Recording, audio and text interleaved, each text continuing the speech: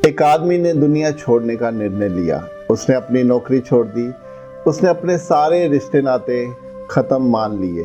लेकिन इससे पहले कि वो अपनी जीवन लीला समाप्त करता, उसको लगा एक बार भगवान से बात करने का प्रयास करना चाहिए।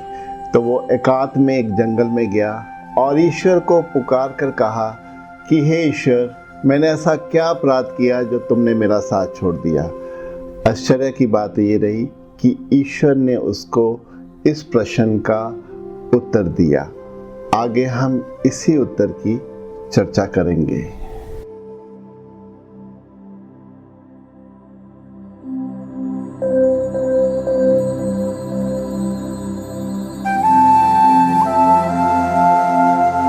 ईश्वर ने कहा कि मैंने तो तुम्हारा साथ कभी भी नहीं छोड़ा मेरे बेटे।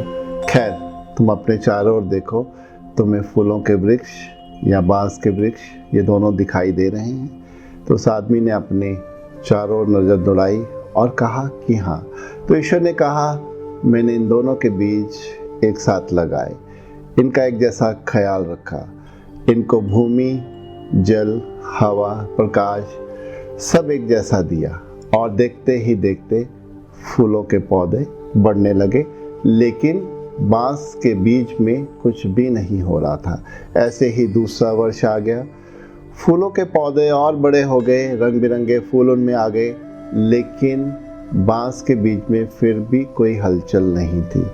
ऐसे ही तीसरा, चौथा, ये भी वर्ष बीत गया। लेकिन पांचवें वर्ष उस बांस के बीज से एक छोटा सा पौधा बाहर आया। लेकिन तब तक फूलों के जो पौधे थे वो एक वृक्ष का रूप धारण कर चुके थे। लेकिन कुछ महीने में ही वो बांस अपनी इतनी ऊंचाई पर चले गए कि वो जो फूलों के वृक्ष थे वो भी उनके सामने छोटे लगने लगे।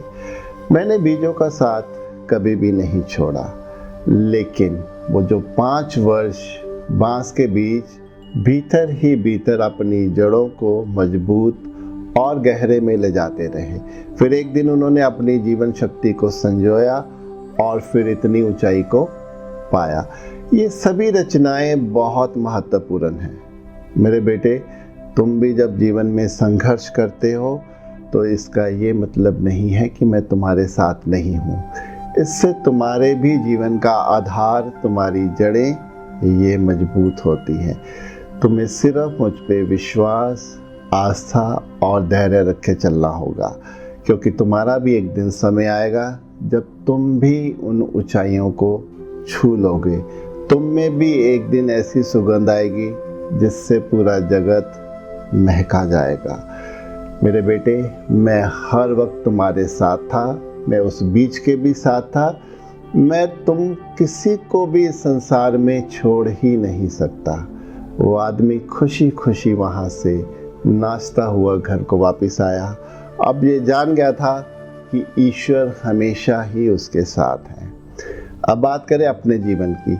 हमारे जीवन में भी जब चुनौतियाँ, मुश्किलें, परेशानियाँ और जब दुख आते हैं तो हम विचलित हो जाते हैं। हम उस ईश्वर को भूल जाते हैं और जीवन में हम शिकायतें करने लगते हैं।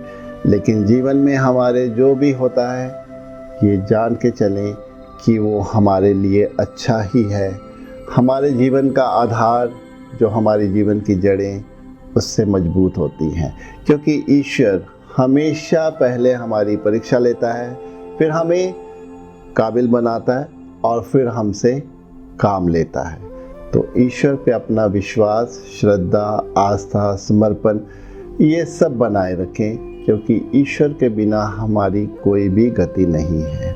ध्यान और प्रेम जीवन में जितना हो उसको अपना कर चले, क्योंकि ये 2 ही मार्ग ईश्वर तक ले जाते हैं।